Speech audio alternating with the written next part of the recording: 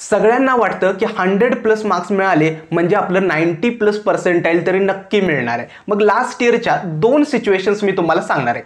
पहिली सिच्युएशन आहे, एका विद्यार्थ्याचा 114 म्हणजे 114 मार्क्स स्कोर होता सीईटी एक्झाममध्ये, पर्सेंटाईल किती मिळालं तर अराउंड फक्त 58 पर्सेंटाईल। आणि दुसऱ्या विद्यार्थ्याचा स्कोर होता 106 मार्क्स, पर्सेंटाईल किती मिळालं असेल तर अराउंड 97 पर्सेंटाईल। म्हणजे तुम्ही विचार करा, स्कोर विद्यार्थ्याचा जास्त असून सुद्धा पर्सेंटाईल निम्म्याहून कमी मिळालं आणि दुसऱ्या विद्यार्थ्याचा स्कोर 106 मार्क्सवरती 97 पर्सेंटाईल मिळालं।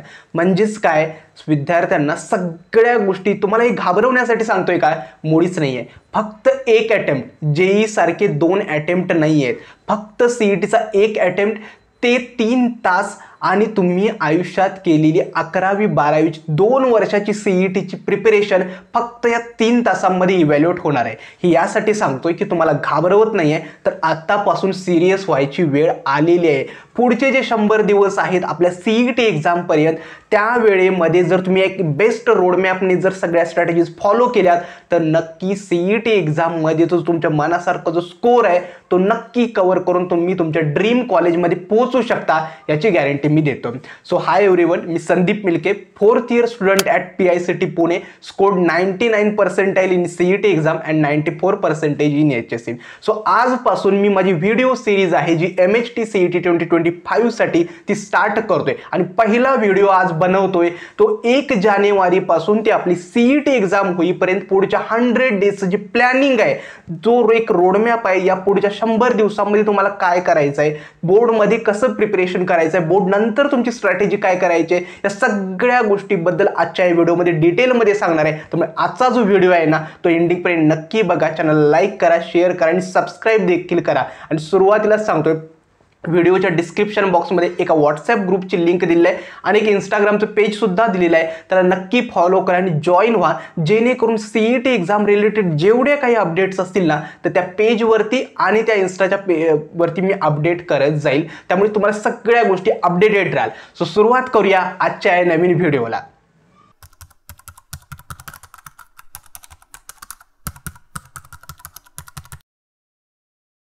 आजच्या व्हिडिओमध्ये जर तुम्हाला पुढच्या 100 दिवसांमध्ये 99 पर्सेंटाईल जर स्कोर करायचा असेल तर अशा कुठल्या 5 स्टेजेस आहेत ज्या तुम्हाला फॉलो करायचं आहे ते एक एक करून समजावून सांगतो। आता पहिली गोष्ट म्हणजे काय, सीईटीचं जे रजिस्ट्रेशन आहे ते स्टार्ट झालेलं आहे। घाई करू नका किंवा घाई गडबडीमध्ये चुकीचे डिटेल्स काही एंटर करू नका, भरपूर वेळ शिल्लक असतो, त्यामुळे घाई गडबडीत कुणीही लवकरात लवकर रजिस्ट्रेशन कंप्लीट करतो असं काही करू नका। आरामात वेळ घेऊन ती प्रोसेस तुम्ही कंप्लीट करा, तुमच्या नाव वगैरे ज्यामध्ये काही मिस्टेक्स होणार नाहीत याची तुम्ही काळजी घ्या। आता येतो या 5 स्टेप्स कोणत्या, तर आता पहिली आणि सगळ्यात महत्त्वाची स्टेज म्हणजे काय तर तुमचे रिसोर्सेस। खरं तर सीईटी एक्झाममध्ये मी लास्ट 4 इयर्स पासून बघतोय की विद्यार्थी काय करतात तर नको जे MCQs गरजेचे नाहीत, ज्यांची डिफिकल्टी लेवल सीईटी लेवलची नाहीच आहे, अशा MCQs सॉल्व करण्यामध्ये वेळ घालवतात। हे खूप गरजेचं आहे, त्यामुळे तुमचे जे रिसोर्सेस आहेत ते तुम्हाला व्यवस्थित फॉलो करायचे आहेत। आता रिसोर्सेस कोणते, पहिली म्हणजे काय, जी बुक्स तुम्ही फॉलो करतायत ते ॲक्च्युअली सीईटी लेवलच्या एक्झामचे आहेत का हे बघणं खूप गरजेचं आहे। लास्ट इयरची एक सिच्युएशन सांगतो की भरपूर मुलं काय करायची तर अरिहंतची जी बुक्स आहेत सीईटीसाठी ती फॉलो करायची, मात्र अरिहंतची जी बुक्सची जी डिफिकल्टी लेवल आहे ती ॲक्च्युअली सीईटी लेवलच्या MCQशी मॅच होत नव्हती, त्यांची डिफिकल्टी लेवल जेई मेन्स लेवलच्या क्वेश्चन्सची होती। सो ती जी MCQ तुम्ही सॉल्व करताय ते अननेसेसरी तुम्ही त्याच्यावरती टाइम स्पेंड करताय, सो ते करू नका, हे खूप गरजेचं आहे। आता बेस्ट रिसोर्सेसमध्ये बुक्समध्ये तुम्ही फॉलो करू शकता, एकतर स्कोर बूस्टर नावाचं पुस्तक आहे ते तुम्ही फॉलो करू शकता, ज्याच्यामध्ये लास्ट 20 इयर्सच्या आय गेस MCQच्या चॅप्टर वाईज दिले आहेत। त्यानंतर दिनेश सरांचं ब्रह्मास्त्र बुक आहे ते तुम्ही फॉलो करू शकता। त्यानंतर मार्वल आहे किंवा टार्गेटची आता टार्गेट तर तुमच्या 100 डेजचा जो प्लॅन आहे तो कसा असणार आहे, एक तर मी 100 डेजला काय केले तर 3 स्टेजेसमध्ये डिवाइड केले। पहिली स्टेजेस असणार आहे तुमचं बिफोर बोर्ड एक्झाम, जो पिरियड असणार आहे 1 जानेवारी ते 10 फेब्रुवारी, म्हणजे जवळजवळ 40 दिवसांचा हा पिरियड आहे।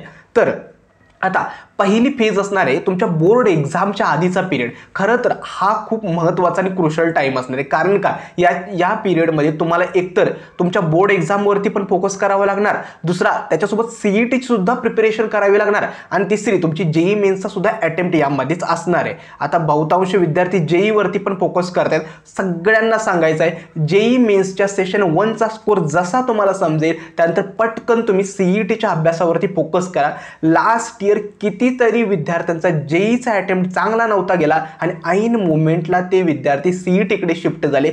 जेवढ्या लवकर तुम्ही JEE वरून CET वरती शिफ्ट व्हाल तेवढं तुमच्यासाठी खूप चांगलं असणार आहे. ठीक आहे, मग आता या जो बोर्ड एक्झामच्या आधीचा जो पिरियड आहे याच्यामध्ये काय करायचं आहे, एकतर सगळ्या विद्यार्थ्यांचा मॅक्सिमम फोकस असला पाहिजेत HSCच्या बोर्ड एक्झामवरती. लक्षात ठेवा, आपण कितीही बोलत असलो की 12वीचे जे पर्सेंटेज आहे ते मॅटर करत नाहीत, परंतु ॲक्च्युअलमध्ये ते मॅटर करतात. आता मी 4th इयरचा स्टुडंट आहे, आताच म्हणजे प्लेसमेंट पण माझी झाली आहे. मी तुम्हाला सांगतो की ज्यावेळी कॅम्पस प्लेसमेंटसाठी कंपनीज येतात त्यावेळी ते 12च्या पर्सेंटेजचा क्रायटेरिया सुद्धा लागतात. आता काही कंपनी काय करतात तर 60% HSC बोर्ड्समध्ये ज्यांचा क्रायटेरिया लावतात, काही 65 लावतात, काही 70 सुद्धा लावतात. त्यामुळे HSCचे जे मार्क्स आहेत ते गरजेचे आहेत तुमच्या कॅम्पस प्लेसमेंटसाठी, जर तुम्हाला कंपनीचा जो क्रायटेरिया आहे तो क्लिअर करायचा असेल. दुसरा आहे ते म्हणजे काय, आपल्या CETचा सुद्धा एलिजिबिलिटी क्रायटेरिया आहे. ओपन कॅटेगरीसाठी तुमचे PCM मध्ये 140+ मार्क्स आणि कॅटेगरी स्टुडंटसाठी 120+ मार्क्स क्लिअर असलं गरजेचं आहे. त्यामुळे सगळ्या विद्यार्थ्यांची पहिली प्रायोरिटी काय आहे तर HSC एक्झाममध्ये चांगलं तुम्हाला स्कोर करायचं आहे. दुसरा, आता 70-30 रूल मी तुमच्यासाठी एक बनवलंय. 70-30 रूल म्हणजे काय तर आता समजा तुम्ही दिवसातले 10 तास देतील तर 10 तासांपैकी 7 तास हे तुमच्या बोर्ड एक्झामचा अभ्यास करण्यावरती इन्व्हेस्ट झाले पाहिजेत. आणि दुसरा आहे ते 30 रूल म्हणजे काय, ते 3 तास जे असणार आहे ते तुमच्या CETचे जे MCQs किंवा PYQs आहेत ते सॉल्व्ह करण्यावरती झाले पाहिजेत. त्यामुळे जे 7 तास असणार आहेत 10 तासांपैकी याच्यामध्ये तुमची बोर्डची प्रिपरेशन चांगली झाली पाहिजेत. आणि 3 तासामध्ये तुम्ही काय करा, जेवढी प्रिपरेशन तुम्ही बोर्डची केली आहे त्याची जी PYQs आहेत ते सॉल्व्ह करायचा प्रयत्न करा. आता बोर्डच्या आधीमध्ये तुमचा CETचा फोकस थोडा कमी होऊ शकतो, मात्र हा सुद्धा टाइम तुम्ही लक्षात ठेवा. जेवढी तुम्ही चांगली प्रिपरेशन बोर्डची कराल त्याचा बेनिफिट जो आहे तुम्हाला CET एक्झामच्या होईल. कारण का मी प्रत्येक वेळी ऑब्झर्व करत असतो, ज्या विद्यार्थ्यांच्या बोर्ड्समध्ये थिअरॉटिकल कन्सेप्ट क्लिअर आहेत, ज्यांच्या कन्सेप्ट चांगल्या क्लिअर आहेत, त्या विद्यार्थ्यांना MCQ सॉल्व्ह करताना PYQ सॉल्व्ह करताना प्रॉब्लेम येत नाहीत. त्यामुळे तुम्ही ही काळजी घ्या. भलेही आता तुम्ही HSC वरती फोकस करत असाल परंतु तुमच्या कन्सेप्ट आहेत ते व्यवस्थित क्लिअर असतील, जेणेकरून त्याचा फायदा तुम्हाला CETचे MCQ सॉल्व्ह करताना होईल. दुसरा, आता बोर्ड एक्झामचा आपला जो पिरियड आहे तो 11 फेब्रुवारीपासून स्टार्ट होतो. त्या 15 दिवसामध्ये व्यवस्थित आपण आपली बोर्ड एक्झाम द्यायची आहे. आणि आपला तिसरा फेज स्टार्ट होते, ती म्हणजे काय, 1 मार्च ते 15 एप्रिल. आता 1 मार्च ते 15 एप्रिल हे जे 45 दिवस आहेत ना ते सगळ्यात गरजेचे आहेत. बाळांनो लक्षात ठेवा की आता सगळ्यात महत्त्वाची क्रुशल जी लढाई असते या शेवटच्या 45 दिवसामध्ये. लिटरली विद्यार्थ्यांनी असे सुद्धा विद्यार्थी बघितलेत ज्यांचा बोर्ड एक्झामपर्यंत चांगलं प्रिपरेशन होतं आणि बोर्ड एक्झामच्या प्रिपरेशनवरती त्यानंतर फक्त CETचे MCQ सॉल्व्ह करून त्या विद्यार्थ्यांनी 95+ पर्सेंटाईल सुद्धा स्कोर केलेले विद्यार्थी आहेत. त्यामुळे आपल्या सगळ्यांचं टार्गेट काय असणार आहे, हे जे 45 दिवस असणार आहेत लास्टचे त्याच्यामध्ये आता मी काय करेन, मी त्यावेळी सुद्धा डेली व्हिडिओज सुद्धा स्ट्रॅटेजी व्हिडिओज असतील ते सगळे बनवत जातो, जेणेकरून तुम्हाला तुमच्या हार्डवर्क बरोबर तुम्हाला एक डायरेक्शन सुद्धा मिळावी. टॉपर्सची इंटरव्ह्यू वगैरे सगळी मी या चॅनलवरती कंडक्ट करत जाईल, जेणेकरून तुम्हाला जेवढं काही माझ्याकडे फ्री मटेरियल असेल आणि तुमच्या प्रिपरेशनमध्ये जेवढं काही माझ्याकडून शक्य असेल ते तुम्हाला 100% माझ्याकडून तुम्हाला देता येईल. ठीक आहे, या 45 दिवसांमध्ये आपला फोकस काय असणार आहे, खरं तर याच्याबद्दल मी एक सेपरेट स्ट्रॅटेजी व्हिडिओ बनवेलच. फोकस काय असणार आहेत, मॅक्सिमम आपला जो टाइम आहे तो MCQ प्रॅक्टिसमध्ये गेला पाहिजेत, आपली थेअरी प्लस CETचे PYQs परफेक्ट झाले पाहिजेत आणि जर वेळ मिळाला तर त्याच्यामध्ये आपण एक्स्ट्रा MCQs आपण सॉल्व्ह करू शकतो. त्यानंतर मॉक टेस्ट आणि आपल्याला वीक टॉपिक्स जे असणार आहेत त्याच्यावरती फोकस करावं लागणार आहेत. फिजिक्स, केमिस्ट्री आणि मॅथमॅटिक्स याच्यासाठी एक सेपरेट स्ट्रॅटेजी आपल्याला फॉलो करावी लागणार आहे. ती स्ट्रॅटेजी व्हिडिओ मी एक सेपरेट व्हिडिओ बनवतो, नाहीतर काय होईल की एकाच व्हिडिओमध्ये सगळ्या गोष्टी ग्लिच होऊन जातील. ठीक आहे, हे असणार आहे पुढच्या आपल्या 100 डेजचा प्लॅन. आता मी काय करेन, जे मी नोट्स वगैरे या बनवले आहेत ना आपल्या व्हॉट्सअप ग्रुपवरती आणि मी लवकरात लवकर शेअर करेल, जेणेकरून या नोट्सचा तुम्हाला सुद्धा फायदा होईल.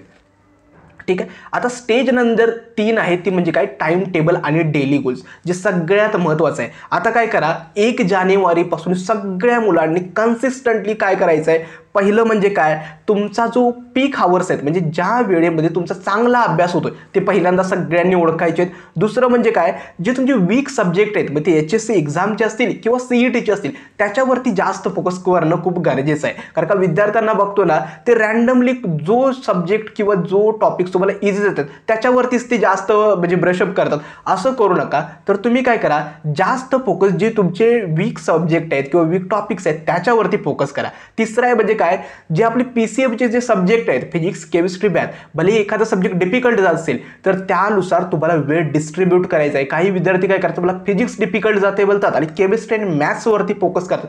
असं करून चालणार नाहीये. तुम्हाला म्हणजे इक्वली तिन्ही सब्जेक्टला तुम्हाला वेळ द्यावाच लागणार आहे. त्यानंतर तुमच्या टाइम टेबलमध्ये ब्रेक्स इन्क्लूड करा आणि तुमचं रात्री म्हणजे एक स्ट्रॅटेजी मी सुद्धा फॉलो करायचो की उद्याचा जो दिवस आहे त्याचं प्लॅनिंग आहे ते आजच्या रात्री झोपण्याआधीच तुम्ही करून ठेवा, जेणेकरून उद्या तुम्हाला वाटायला नको की मला कोणता चॅप्टर करायचा आहे. निम्मा वेळ आपला याच्यामध्येच जातो की मला कोणता. दुसरं, फॉर्म्युला शीट्स बनवायचा प्रयत्न करा. खरं तर मी सुरुवातीलाच सांगितलं की टॉपर्सचे फॉर्म्युला शीट डायरेक्टली फॉलो करण्याऐवजी स्वतःचे जे फॉर्म्युला शीट्स आहेत ते तुम्ही स्वतःहून सगळे एका पेजवरती लिहून काढा आणि आपल्या स्टडी टेबल समोर चिकटवा, जेणेकरून ते सतत त्या गोष्टी तुमच्या डोळ्यासमोर राहतील. म्हणजे समजा निवांत वेळ मिळाला तर तुमची नजर त्या फॉर्म्युला शीट्सवरतीच जाईल.